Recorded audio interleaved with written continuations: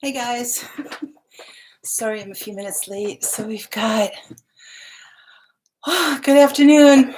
Kiri, you're up there first. Yay. Matt and Sarah, hello. Hello, hello. Alicia, good evening to you. Me, oh, you're talking about what happened with Kiri? You just tripped over a rock. Oh no. Between the gates and the cross beams and rocks, you're doing yourself in, aren't you, Kiri? Oh my goodness. Oh dear. Is that what happened? Oh, Kiri, I didn't know. I figured something was up because Jim and Jess were not live Thursday night, and they hadn't put anything on Facebook or Instagram or anything. And their video that came out Saturday, I think it was the very end of it was kind of giving a heads up that things were drastically wrong there. So yes, definitely keep them in your prayers. Oh my goodness. Hey Connie, good afternoon or good evening. So, it was afternoon for you. Hi Grammy Karen. Yeah, I am doing pretty good. Great now that I'm with you guys. So, oh, Jim posted today. Okay. On what platform? I haven't checked Instagram since this morning, so I don't know about that one. Thank you guys so much. Sorry, just trying to get myself together here tonight. Oh, it's been kind of wild here today. But anyway, what has everybody been up to in your neck of the woods? If it's warm enough, have you been gardening? If it's cold, what are you doing? And in preparation, hey, Life in the UP, hello to you. We actually had some snow today. Nothing that stayed on the ground, but it was flurries all day long. It's now sunny outside. Excuse me. Oh dear. I am not sick. It's just, I think I just opened the window a little bit to get some fresh air in here, and I think it's pollen. It's going on outside. Yeah, it was nothing that stayed on the ground though. So it's snowing up there. Yeah, I think our high today maybe hit 36, something like that, but we're going to be below freezing for the next few days at night for sure. So thank you. Chad, hello. Thanks for coming on. So you got Life in the UP and Chad up in that same area. Wow. Sunflower Mom, hello to you. You've been taking up grass and weeds and putting wood chips in your walking areas of your garden and planted a few seeds. If nobody has checked out Connie and Justin's Oregon Homestead channel, oh my goodness, her garden is so beautiful. They have worked so hard the last couple years on that. And Connie, you're just like, you'd be the envy of the neighborhood, that's for sure. But you have set up your yard with such high production possibilities. And so I just hope that everything grows well for you. It's going to be wonderful. Monica, hello in Georgia. Oh, I bet you're growing things and planting and everything. So, yeah. And Granny Karen, are you still getting freezes there? I know you're kind of in an area in Kentucky that can get kind of cool. We still have probably, what would you say, Matt and Sarah? Well, you're a little bit warmer than me, but we still have at least another 4 weeks before we can maybe be out of that freezing zone. So I still, Memorial weekend is pretty much my cutoff date for it's like, okay, now I can start putting stuff in the garden. Uh, you're expecting a little snow tomorrow night and 28 degrees. Oh my goodness. That's a that's about what we have. I know that cold front is just pushing through there. Thank you, Matt and Sarah. That's wonderful. Thank you for putting up her channel. Yeah, so many of you are just have gorgeous gardens going, and it can be certainly an inspiration for the rest of us. But do what you can, and that was kind of part of my garden tip for tonight. I might as well get into that right now. So you covered your taters again. Growing well? Okay. I haven't checked to see if my garlic is growing or not. Hey, Christy Betts, hello. Keep getting drops of water. One every 5 minutes. Oh my goodness. Everything else is evaporating as it comes down, right? Oh, so my garden tip is, if you haven't been able to get seeds yet, or even having time to start your seeds that you do have, or you started things and your starts died for one reason or another. Maybe you had them in the greenhouse and they got fried, or life got in the way and you forgot to water them and they just croaked because of lack of water, or your kids kept watering and they drowned them, and nothing came up, or whatever could have been the reason. Or you're just late in getting them started. So there's no shame in buying plants to put in your garden if you have to go and buy some. And I know that's like, I spent all this money on seed. I don't want to put money into, buying plants or anything. But what I would do first of all is check with friends, family, neighbors, or whatever, who also starts plants, and see if they have any extras that you could get from them.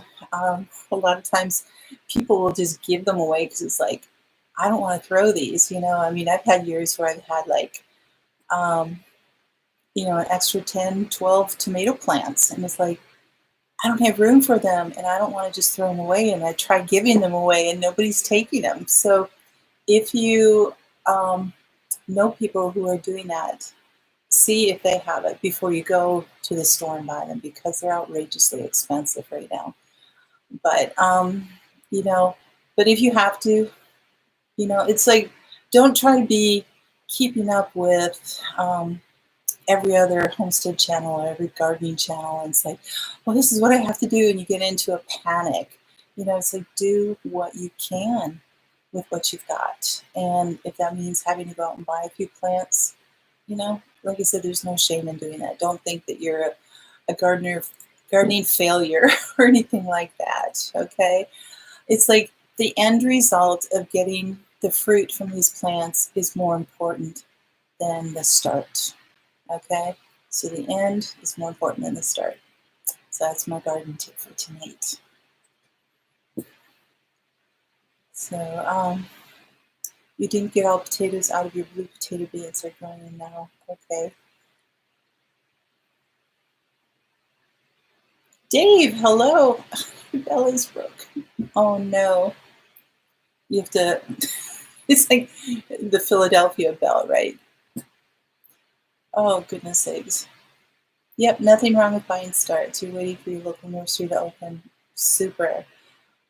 It's just get something in the ground to help you out. And today I had a meal of,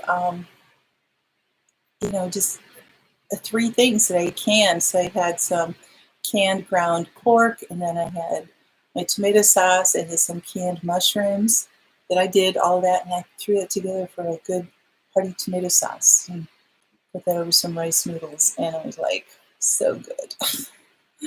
It's so good. It's been my only meal today, but it was like so substantial that it was it's probably all I'm going to need. You probably get notifications.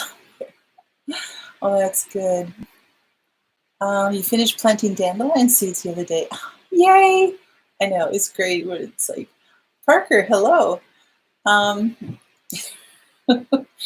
People say you're growing dandelions. Yeah, give me your seeds. I want to plant them. Oh, that is great. That's funny. Oh, that's really good. So, I know a number of you are keeping up on letting us know, where your garden is and everything. And I know I haven't done anything yet, but I actually got my hoses outside, and I had bags of wood chips in my basement for the garden, so I got those out. I'm not going to spread them yet until I rebuild the beds. So I've got a ton of work to do outside, but I'm still waiting for um, the weather to warm up enough so that I can do what I need to do out there. And, hey Teresa, hello to you. You set up your water, planted peas. Good for you, Dave. Wow. You do a great job in your garden too. Oh, you planted dandelions? Okay. Oh, well, the kids are going to love those, especially when you say, please go pick the dandelions. We're gonna save those, put them in the salad. Just wash them really well because the little itty bitty bugs love them. Oh, that I found out last year. I was trying to go and collect some dandelions to dehydrate, and oh my goodness, they were full of everything. Not everything, but I mean, it was just like loaded with these little itty bitty bugs. I'm like, okay, they're going to be all over my house if I try to dehydrate them. So didn't quite get there last year. All right, so the things are going to gradually warm up. It's kind of nice though, we actually have a long spring. I mean, so many years we have winter right up until a week before summer, and we have no spring. But this year it's kind of like, I mean, it's cool, but it's really kind of a normal spring, and so it's really nice. That's really fun. Oh, Kiri, absolutely. Hey, Garden State Gardener. Hello. Good evening to you. Oh, Kiri, did you hit your head too hard? you're, you're busting up tonight. Oh, I'm just teasing you. You're very clever. You're very clever tonight. So tonight we are going to talk about ashwagandha. Now, your forehead hurts. I'm sure it does. Oh, I'm so sorry. I hope you're going to be okay. So, ashwagandha. And sometimes it's spelled just DA, and then sometimes it's DHA. So, so there are two different spellings on it if you look for things. Now, I did put the are they showing up? Matt, can you check on that? I did put the links in the description below, but I'm never sure if they're staying there or not. Ashwagandha. Ashwagandha. So it is actually something you can find on the health food shelves and everything in pill form. Okay, the links are there. Good. Ashwagandha. Yes, because there you go. So ashwagandha is actually an ancient medicinal herb. It's been used for over 3,000 years. It's native to India, so that's where you get the name from, ashwagandha, where it grows in the wild there. They have turned to cultivating it throughout that country for larger production needs. And, oh, that's fine. Alicia was just real quick. You have a package of ashwagandha? Okay, you once read about it, so you bought it, but you can't remember why. Yes, I do that too. I'm looking at all these herbs. It's like, what was that for again? Um, it's a highly revered botanical used in um, throughout, like I said, India, especially in North Africa. Um, it's used in, it says Ayurveda, and I didn't have a chance to look up what that meant, but I don't know if it's a process or if it's a place, but anyway, it's native to India and North Africa. Um, it is a perennial in zones 8 and higher. So the cooler zones, it can be an annual. And it's like a little evergreen shrub. It's a small shrub that has little yellow flowers on it and everything. Um, so but it's really, really good in the tropics and hot desert areas. So anybody like a lot of areas of California and Arizona, that type of thing, this would be really, I mean, a perennial. Up here, probably need to start it early. Says start it 1 to 4 weeks before last frost. Harden them off, that type of thing. So mulch to reduce the weeds and the watering pressure on it. So then says you can harvest the roots for after frost in the fall, form the most potent medicine. But we do use, they can use everything. They like to use the little leaves for, I think, like in salads, that type of thing. Let me see where it says here. So anyway, it's actually hardy to 15 degrees. So if you only get down to about 15 degrees Fahrenheit during the winter, it can withstand that and continue to be a perennial. Colder than that, like I said, an annual. But it's intolerant of moist soils in the winter. So if you get a lot of rain in the winter, a lot of that kind of stuff. Hey, Going Green Mom, hello. You just, it's not going to make it. It really likes the more arid, the hotter, deserty type of things. It is light dependent to excuse me. This light-dependent germinator is best sown early spring indoors or in the greenhouse. It prefers full sun and dryish conditions in fast-draining alkaline soils. So ashwagandha actually means, it's in the native language, it means the smell of a horse, which refers both to its unique smell and the ability to increase strength. And that's not why you get it just because I want to be big and strong or anything like that. But there are a lot of other things that it's really, really good for. A couple other names are Indian ginseng or winter cherry. They also take this, grind it up into a powder and incorporate it into other herbal. I know, Dave. I know. Into other herbal formulations. So that maybe would help with the smell, all that kind of stuff. Most people will take it and encapsulate it. So you can do that to have your own ashwagandha pills and stuff like that. Hey, Eliza, how are you? Yeah, right, Christy? Oh, I know. But the root powder can be tinctured, can be added to actually culinary recipes, food. I don't know why you would want to add something that would smell like a horse to your food, but that's what they said they could do. So the benefits of it are a stress and anxiety reducer.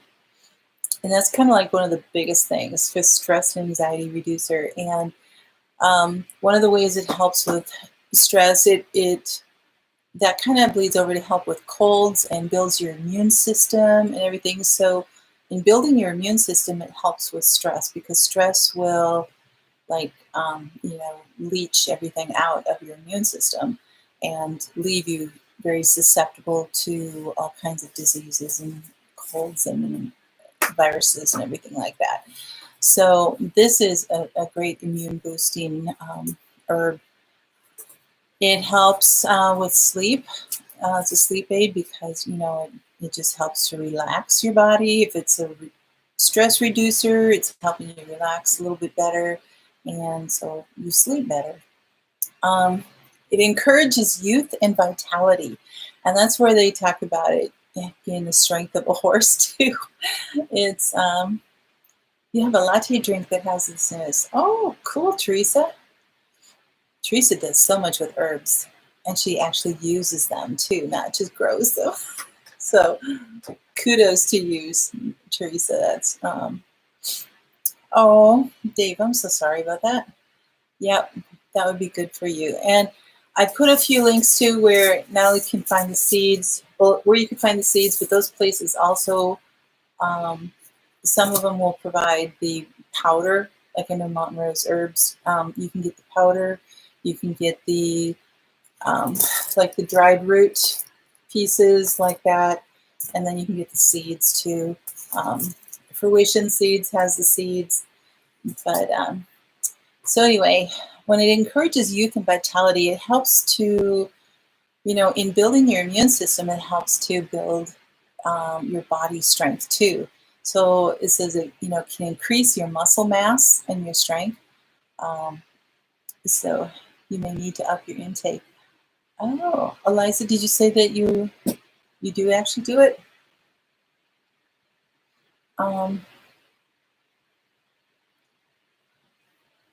Oh, sorry, Megan, I missed your comment there. But no, that's great. You keep on working. So you bought this drink. Oh, you bought the drink mix. Okay. No, no wonder you bought it. Helps with stress, sleep, and yeah, absolutely. Isn't that great? They say it's an adaptogen, which means that it helps when they mix it with other, you know, herbs and other medicinals and different things like that. It actually helps your body absorb them better, and you know, it's kind of like a bridge, you know, and everything like that from your body to this other medicinal. And anyway, it helps to adapt to the different things. So that's an adaptogen in that way. Hey, Howie, hello. Oh, that's so cool. Oh, great, Eliza. It also supports overall cognitive health. So it helps your concentration, helps memory. So Life in the UP, that's probably another one that you wanted it for. And Dave, maybe that'd help too, right? As we get older, we need that concentration, memory, help there. It helps neurodegenerative diseases, such as, where did I see this here? Maybe I didn't copy that. You know, like, let me find that here. Neurodegenerative diseases, here we go. It says that it can slow, stop, and possibly reverse certain types of nerve cell damage. That's what leads to diseases like Alzheimer's, Parkinson's, and Huntington's. So that's just amazing to me, certain types of nerve cell damage. I don't know, I didn't come across anything that would help with like fibromyalgia or anything like that, but these others that they did name. So that's so amazing. It can slow, stop, and possibly reverse the cell damage from these, and it's just like, that's just so cool, just so amazing.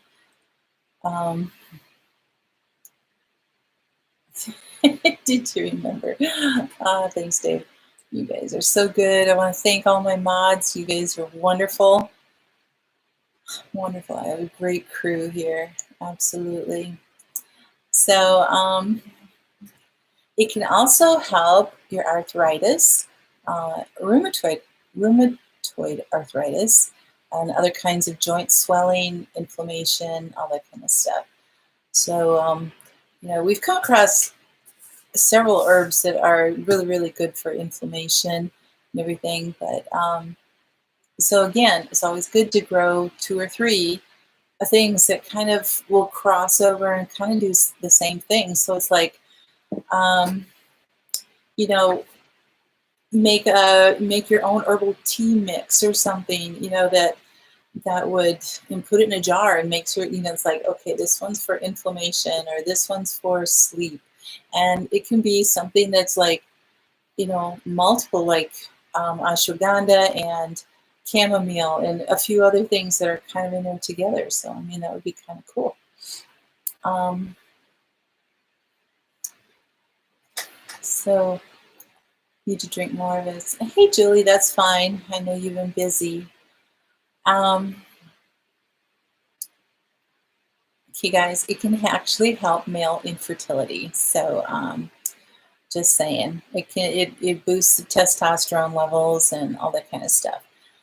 All right, it can help lower blood sugar and cortisol levels. So the cortisol again gets increased when you're stressed, all that kind of stuff. So when you're really stressed and anxious, cortisol shoots up. Again, because this helps with the stress, your cortisol levels come down.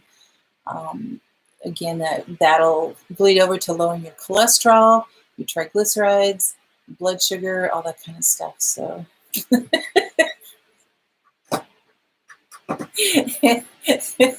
Okay, Matt.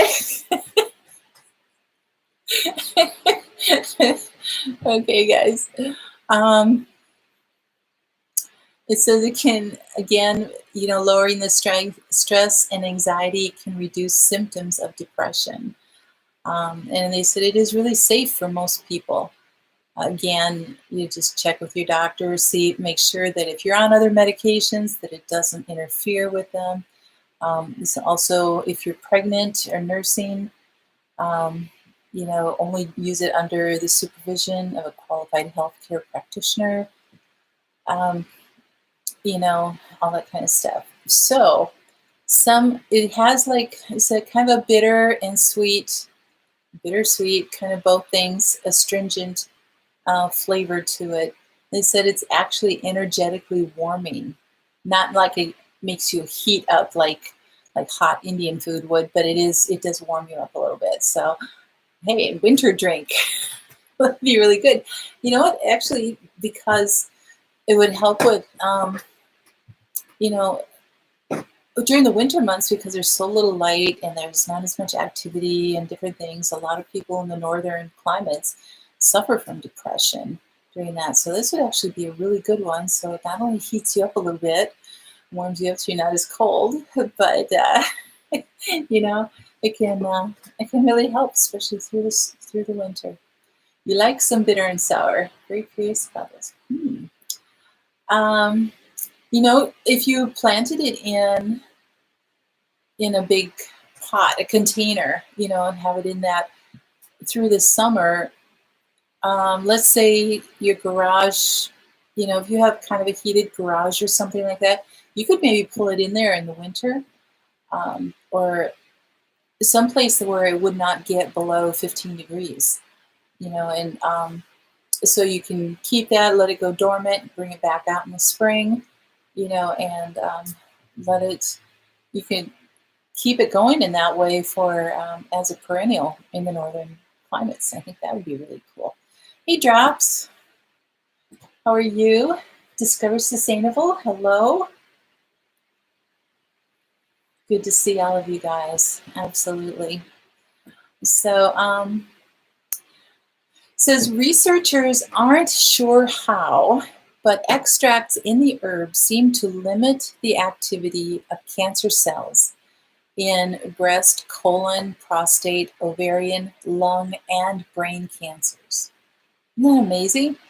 It can limit the activity of that. So, especially, if you would have like a really fast, aggressive cancer or something like that, and if you're able to take that, it would slow it way down. Or if you have a slow cancer, it might even stop it altogether, which would be so cool. It says it does the same for thyroid, gastrointestinal, cervix, and skin cancers, like any melanoma. So all of those cancers, which are so prevalent right now. Um, exactly, Dave. Yep. Ashwagandha is considered safe to use with traditional cancer treatments when you're doing chemo and radiation. It says it may ease some of the side effects, like a weak immune system.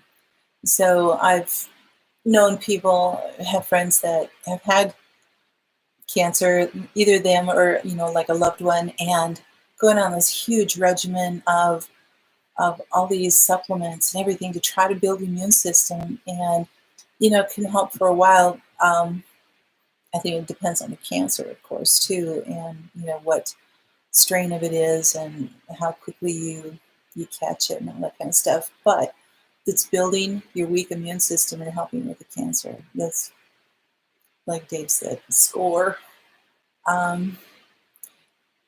So yes, the cortisol. Okay, this is really some good information. I'll just read it again. I know we talked already about cortisol, but cortisol is known as a stress hormone, given that your adrenal glands release in response to stress, as well as when your blood sugar levels get too low. So if you have low blood sugar, your cortisol just shoots right out. Unfortunately, in some cases, cortisol levels may become chronically elevated, which can lead to high blood sugar levels then and increased fat storage in the abdomen. Studies have shown that ashwagandha may help reduce cortisol levels. So, okay. So that's kind of an interesting thing in there that I didn't know cortisol actually lowered your blood sugar. I have heard that when you've got a life of high stress, for a length of time, not just like, a week of stress here and then next year you have another week or whatever, but that it's like ongoing, very, very stressful type of situation that, your cortisol stays up and it just, as we know, stress just kind of screws up all your systems. So, hey, JB, hello. Hard freeze and snow here tomorrow and 6A. Wow. Yes, we had some flurries all day today. I mean, it's sunny now, but it is cold, and we're going to be below freezing at night, most definitely. Dave said, I have a friend just now diagnosed with cancer. Oh, oh no. He's so young. Oh my goodness. Yes, pass that on. Thank you. I'm so sorry. Tell him I said I'm praying for him, and I'm sorry that he's going through that. Awesome, Alicia. Yeah. No, Christy, I hear you. I hear you. Yes, so probably cortisol heavy. Good for you. Okay, ashwagandha around the, pass it around. Everybody get your ashwagandha. So, mountain rose herbs. I didn't see Monterey Bay had anything. Fruition Seeds only had the seeds. Baker Creek only had the seeds. But Mountain Rose Herbs, you can actually buy the powder. Like I said, encapsulate your own. And these are all organic powders. So it's a lot cheaper to do that than to actually buy a bottle of ashwagandha, organic ashwagandha at the health food store or wherever you would get stuff. But you can also make a tincture from it. Again, buy the more chopped up root type of stuff, because it's hard to really do tinctures from powders to get a good strain on them and everything. And a tincture, again, remember, is with like either alcohol or glycerin, but alcohol lasts a lot longer. Glycerin will only last like a year or something like that, or 2 years, but the alcohol will be shelf stable for decades. But again, you'd have to let it steep for about 4 weeks. So, yeah, that's what we have to do, Alicia. Absolutely. If you have issues with nightshades, just beware. They do believe it is. Oh, okay. I did not come across that, but thank you, Megan. Let me see. Okay, so the cortisol levels again. In one study in chronically stressed adults, those who supplemented with ashwagandha had significantly greater reductions in cortisol compared with the control group. Those taking the highest dose experienced a 30% reduction on average. So that's actually pretty significant. You know, if you can reduce that by a third, I think that's pretty cool. Pretty cool. So, yes, yeah, that's very true. You're probably well, Kiri, after hitting your head, yes, I totally get it, and yeah, but there's lots of stuff going on around. That's for sure. That's for sure. So, again, for those who just come in, ashwagandha, and in the links in the description below, there are links to the information I just gave you, and there are links to where you can get the seeds, you know, or if you want to get the powder and encapsulate your own, all that stuff. So it's all right there. And I think it all took this time. Last week it didn't. All right, got a little bit of show and tell. Was it a couple weeks ago? Gil on his live Camp Patton Family Compound was talking about this green sand that he was using. And I actually got some. So look at this. It's organic green sand. Organic gardening. And what it does, you incorporate it into the soil before seeding or planting. You can do it during the growing season, but just on the surface and very lightly. So what it does, it's the highest quality, non-burning, purest green sand obtainable. It's mined from natural deposits of glauconite. I think I said that right. Glauconite. Yep, I know. So trying a few different things to goose up my soil here. Because I plant so condensedly, just like because I have very little space, so I try to put as much in there as I possibly can. So I'm drawing a lot of nutrients out of the soil, so I have to put a lot back. The deposits are of marine origin, so they come from the ocean, and are composed primarily of iron potassium silicate, which gives it its bluish-green color. Other properties are its ability to loosen clay soils, bind sandy soils, and increase the water-holding capacity of all soils. So I have a naturally sandy soil called black sand. And so when I'm watering, I can water in the morning and, by 10 o'clock, it's like bone dry again. And I know some other people that use azomite in yours. Oh, awesome. Yep. Azomite is good too. I'm just starting to kind of, because these things aren't cheap, so I'm just starting to kind of build my collection here. It's an exceptional soil conditioner for flower beds, gardens, and lawns. So anyway, then it's all in Spanish. Promotes plant vigor, pelletized. I was trying to put extra syllables in there. It's pelletized mineral supplement. It provides iron. So anyway, that's one of my new things I'm going to try this year. So a super red food dye mess. Oh dear, that is a mess. Yikes. Is it going to be enough for 20 beds? Oh.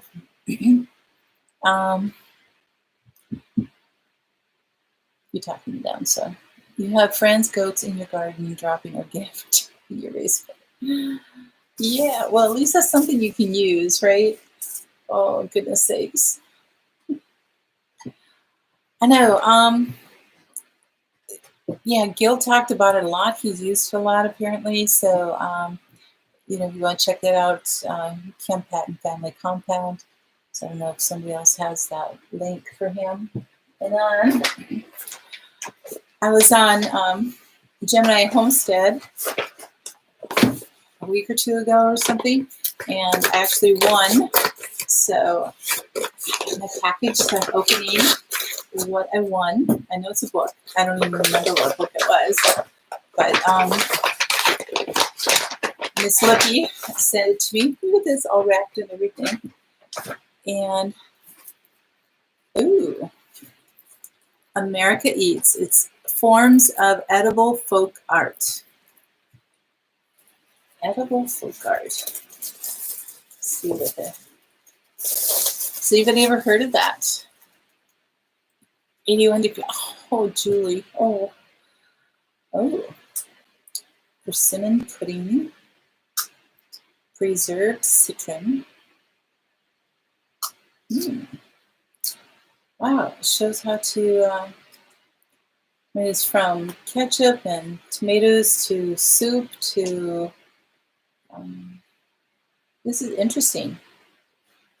Cakes for angels. That's cute.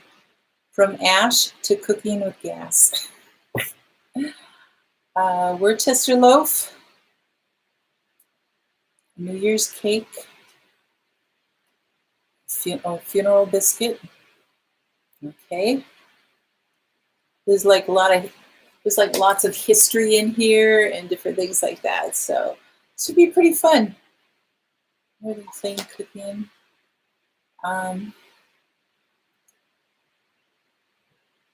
That's pretty cool. Pretty fun. Anyway, this is what it's showing, like the artwork, when you're making like biscuits and different things like that, the things that you can shape them into or use forms or something and make some really, really fun edibles, which kind of makes the food a little more fun. It can be the same old plain stuff, and if you have some forms and presses, it's like gets the kids to eat things, right?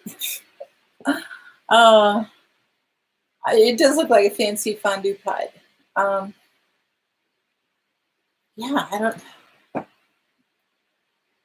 There's no fondue underneath it, but I'm not sure what it's holding. So if it says anything here in the cover, that's funny. She's written a couple other books too.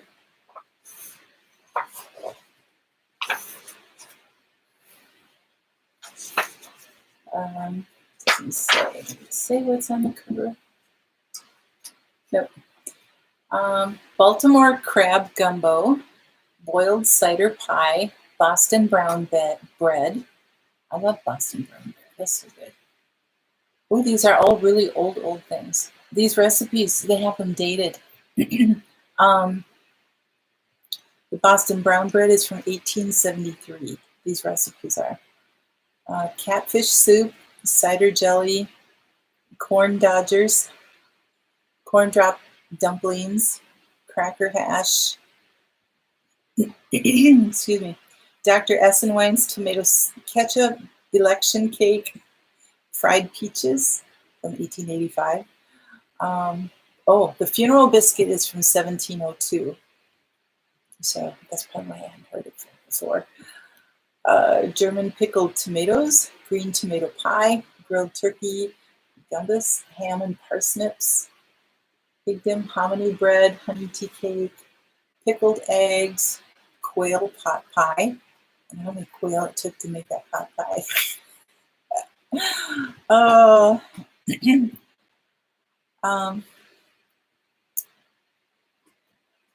Yes, fondue is fun. Oh, we always did that for Christmas. Christmas Eve was fondue time. Yes, I love brown bread too. Oh, that's okay, Caitlin. Hello. Thanks. I'm glad you're here. Yeah, so it's really fun. So thank you, Lippy, wherever you are, and I appreciate it. So it's really fun.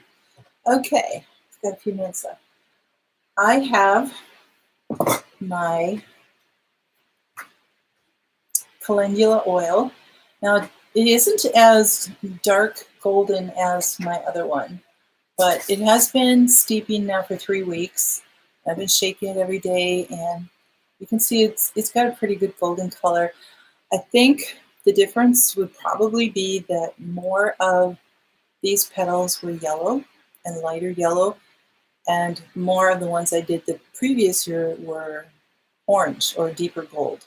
So I think just the color of the flowers are going to make a difference in the color of the oil, not in its potency. Okay, so anyway, I am going to try to do this right here in a limited space with let's see if we can get this done right in front of me, right in front of me and you.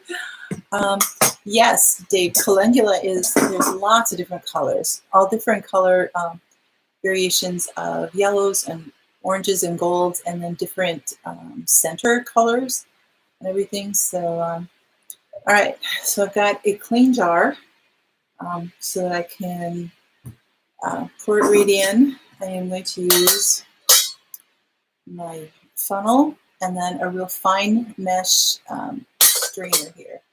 See, hopefully I have a bucket underneath me. Not a bucket, a big bowl. Oh, goodness sakes. I'm going to actually put the handle towards you, so hopefully I don't spill anything. All right, I'll take this off. I think it's almost sealed itself. Yeah, it did a little bit. Okay, so this is calendula. If you guys were here 3 weeks ago, I set this up on a live and showed you how to make it, and it's just been sitting. So I don't know if you can see this or not. Just want to make sure I don't spill all over my desk. And just pour it into the funnel.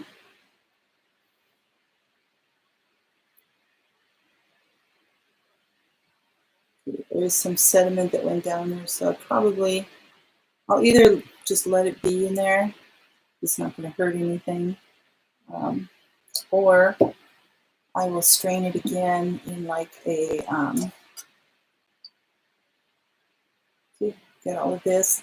And this you could actually, I don't know if the oil would be okay in a compost or not, but you could, put this in a compost probably. So you can see how much oil, it only went down about 1/2 inch from what it was before, even though I had all of these petals in there. So I'm going to just let this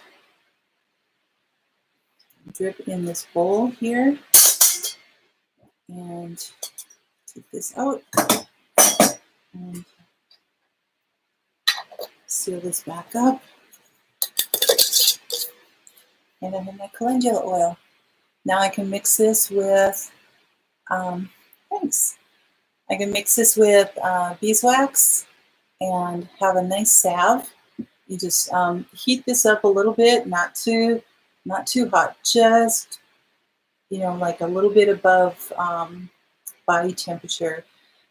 And then put the beeswax in there, let it melt, keep stirring, and then pour it into containers and let them cool. They will actually solidify within about 20 minutes and be ready to use. And the amount of beeswax you would use would be dependent on how hard you want your salve to be. If you want it to be softer and creamier, don't use as much. So that would be like a 1 part of beeswax to 4 parts of this oil. So, if you want 1 cup of this oil, then you put 1/4 a cup of beeswax in there. If you want a little harder, you'd have 1 cup of oil and maybe 1/3 cup of beeswax. And just let it melt and stir it really well. Make sure it's mixed really, really well. And there you've got your salve for all kinds of skin issues. It's great for bug bites, bee stings, eczema, psoriasis, just, dry skin patches, all kinds of things that help heal the skin. So there you go. So you saw me make, to start it with the oil, with the dried leaves, and then now you're seeing the final. Isn't it fun? I mean, it was just clear oil before, and now just sitting there for 3 weeks, shaking it once in a while. It took on all of the medicinal properties of the calendula, and we've got some great oil. So, so sorry I missed some here. Sandwich, yep. Thank you. Great looking book. Keep mentioning food. You like to make something. Oh, there you go. Drops. Yeah, absolutely. Nasturtium is very, yep. Yeah. Tending the raised bed. Cool. Limited space issues. Yes. I had about 8 inches in front of me of my desk. So, but anyway, it's all done and that's ready to go. So I've got a good supply of oil here. I'm so excited about that. Dave, I know, I totally understand. And you know what? If you want some, I can send you a little bit. I've got lots of oil that I can use, and so let me know if you want any. And I'm not ready to put anything like, start selling these commercially in a way like Staggers do or anything, because I just don't have that kind of time either. But I am just running out of my supply. I made about a year and maybe a half ago, something like that. And no, it was just a year ago I made it on a live. So, but anyway, so I'm running out. Julie asked, what kind of oil did you use? Oh, sorry, Julie, I missed that. Sorry. I used almond oil on that one. So very clear, but I just find that it's,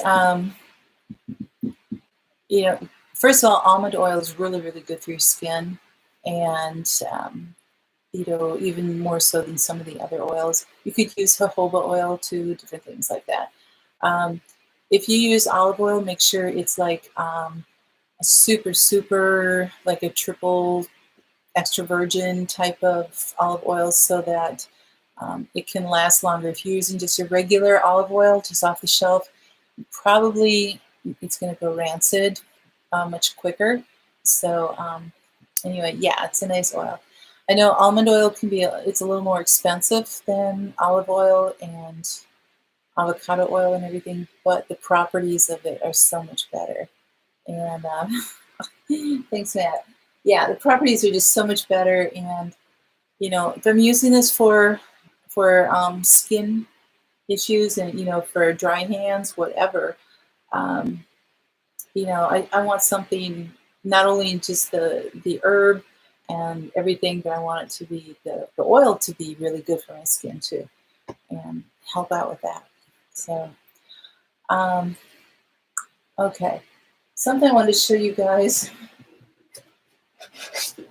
a while back when I was showing you like my other paintings and stuff. There was one that I missed, and this is just done on canvas paper, or not really paper. It's just. Yeah, it's just a piece of canvas. It's not framed up or anything like that. But it's all like monochrome color. It's all in one particular colors here, and it's Mother Teresa. Oops, there she is. So that's actually a painting I did. See, it's got my name down here and everything. So, but. Isn't that cool? I just love it. And I've had it when I did this in 2010. And so I need to get it framed. Absolutely. I need to frame it. And there are a few little spots in here that was sitting against some other papers and stuff that kind of pulled the paint off and stuff like that. But yep, I painted that, Dave. So I'm pretty happy with it. And yeah, I need to get it framed, and I keep it like near me and around my space so that I can, remember to do it, and it just keeps tossing around. So I've got to get it done. So I should do videos showing or teaching painting. Oh, that's an idea. That's an idea to do that. Thanks. All right, my prep tip. Oh, before that, I want you to, just to reiterate again, I guess, when you're planting your garden and you're doing that, make sure that you grow what you eat. I mean, you can grow a few extra, you know, really fluffy things that you want to try or something, but grow what you eat. If you don't like tomatoes, don't grow tomatoes. If you don't like squash or cucumbers or something like that, don't grow them. Grow what you eat.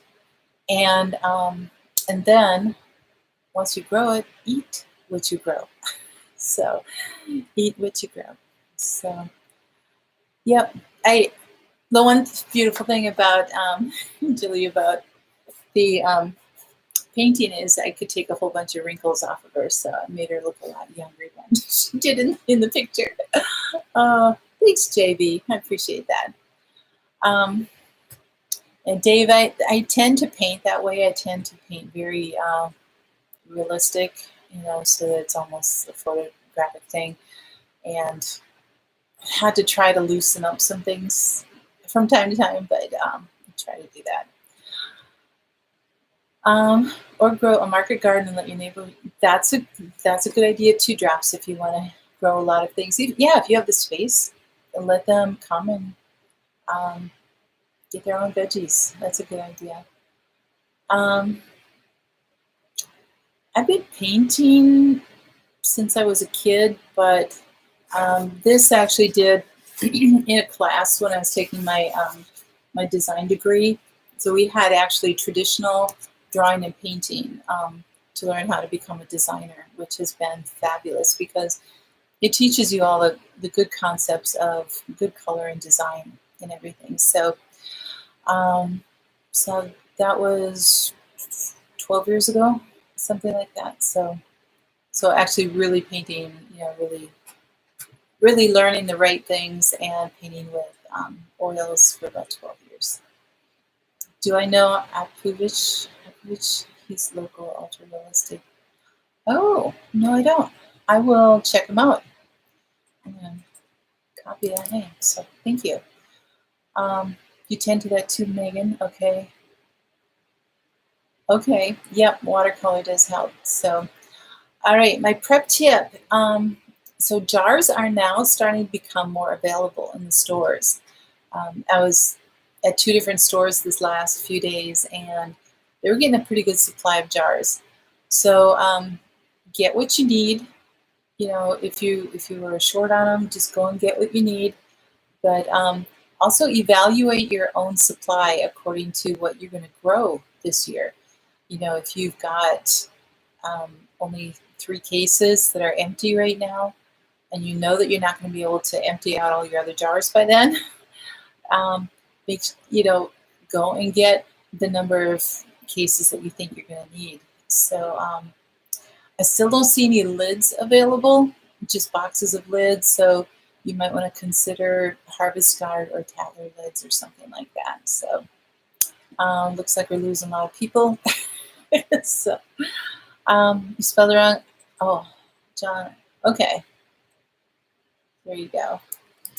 But anyway, you guys, thank you so much for coming. Thank you for being here. I know I've gone over. So but it's been such a pleasure to talk to you guys again and to having some good community time here. I really appreciate it. And thank you for being so faithful of coming every Monday. And it's been so great. I appreciate it. So you guys take care. God bless. Always have hope. And we will see you next week. Bye-bye. Oh, you're welcome, Matt. Thanks.